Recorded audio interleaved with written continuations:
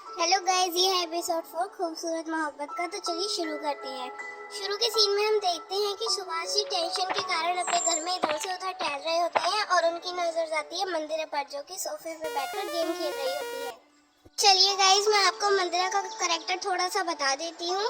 मंदिरा की एज 22 साल होती है। उसकी आंखों का रंग काला और बालों का रंग सुनहरा होता है और वो दिखने में बहुत खूबसूरत होती है, लेकिन अपने पापा की तरह मन से काली होती है और गुस्सा हमेशा उसकी नाक पर रहता है और ये थोड़ी बेवकूफ टाइप होती है। तो चलिए हम बैक टू स्टोरी आ जाते हैं। सुभाष जी इसके पास बैठते हैं और सुभाष जी मंदिरा से कहते हैं कि बेटा, अब तुम हॉस्टल से आ चुकी हो और तुम्हारी पढ़ाई पूरी हो चुकी है। तो मंदिरा कहती है, हाँ पापा, आप ये सब मुझे क्यों बता रहे हैं? देखा गाइस, मैंने कहा था ना बेवकूफ टाइप होती है।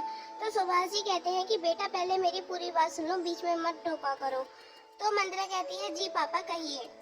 फिर सुभाष जी इसे समझाने लगते हैं कि बेटा, जब तुम यहाँ नहीं थी तो मेरे ऊपर बहुत कर्जा हो गया था और कर्जा मांगने के लिए लोग आते रहते हैं। आज भी कुछ लोग आएंगे।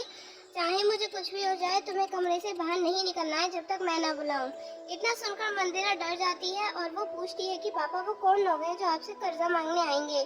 तो सुभाष जी कहते हैं कि तुम शायद उन्हें जानती हो, मनन साहब, जिनके यहाँ मैंने काम किया था।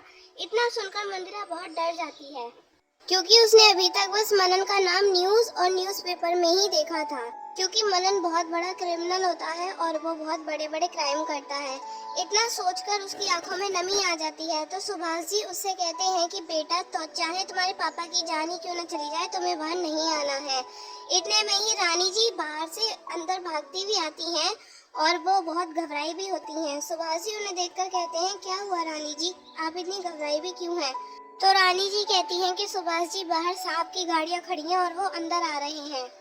इतना सुनकर सुभाष जी बहुत डर जाते हैं और वो मंदिरा को समझाने लगते हैं कि बेटा, चाहे तुम्हारे पापा की जान ही क्यों न चली जाए, तुम्हें किसी भी कीमत पे बाहर नहीं आना है। पैसे खाते टाइम इतना डर नहीं लगा इसे जितना अब लग रहा है।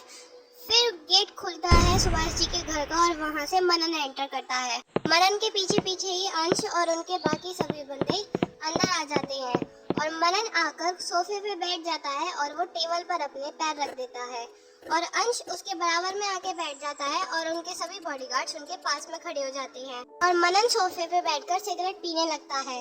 तभी अंश उठता है और वो घर में इधर उधर टहलता है। वो देखता है कि इसने मेरे पैसे चुरा कर कितना कुछ बना लिया है। फिर वो रानी जी के पास जाता है और रानी जी से कहता है, क्या बात है रानी जी, सुभाष जी आपका ध्यान नहीं रखते हैं क्या? तो रानी जी कहती हैं कि नहीं साहब, ऐसी बात नहीं है।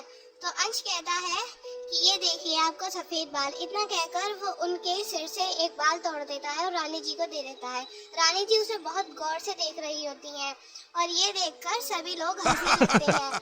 तो सुभाष जी कहते हैं कि रानी जी, आप भी कमाल करती हैं। साहब पहली बार हमारे घर में आए हैं, उनके लिए चाय लाइए, कुछ खाने को लेके आइए, जाइए आप। इतना सुनकर रानी जी किचन में चली जाती हैं। किचन में जाकर वो देखती हैं कि वो लड़की गैस पर खाना बना रही होती है।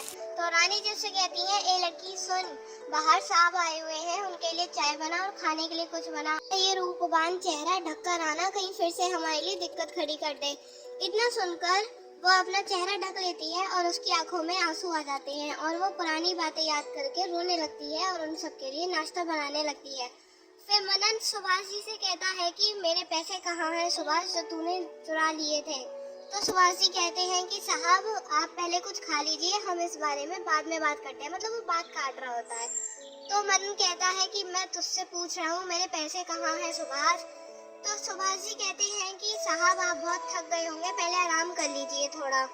फिर मनन को गुस्सा आने लगता है और वो कहता है, मैं एक बात को बार बार नहीं कहूँगा, मुझे पैसे बता कहाँ है? तो सुभाष जी कहते हैं कि साहब पैसों का इंतजाम नहीं हो पाया और वो अपना सिर नीचे कर लेते हैं। इतना सुनकर मनन को बहुत तेज गुस्सा आता है और वो सामने रखी कांच की टेबल पर पैर मार देता है, जिससे कांच टूट जाता है और सुभाष जी की टांग में लग जाता है और चोट लगने के कारण सुभाष जी की चीख निकल जाती है। जब मंदिरा उनकी चीख सुनती है तो वो गेट से बाहर आने को होती है, लेकिन उसे अपने पापा की बात ध्यान आ जाती है। फिर वो खिड़की से झांकने लगती है तो बाहर का सीन देखकर वो हैरान रह जाती है। मनन और अंश सोफे पे बैठे हुए होते हैं और उनके बॉडीगार्ड उनके पास में खड़े हुए होते हैं। मंदिरा ने अपनी लाइफ में पहली बार मनन को देखा था। आज तक बस उसने टीवी में ही देखा था और उसका नाम सुना था। मनन इतना बड़ा बिजनेसमैन और क्रिमिनल था तो उसे भोपाल का एक एक बच्चा तक जानता था, क्योंकि अकेला वो ही भोपाल और इंदौर पे राज करता था। वहीं दूसरी साइड वो किचन से आवाज सुनती है तो वो किचन के गेट पे खड़े होके बाहर का सीन देखकर दंग रह जाती है और उसकी आंखों में आंसू आ जाते हैं और वो वहीं खड़ी रह जाती है।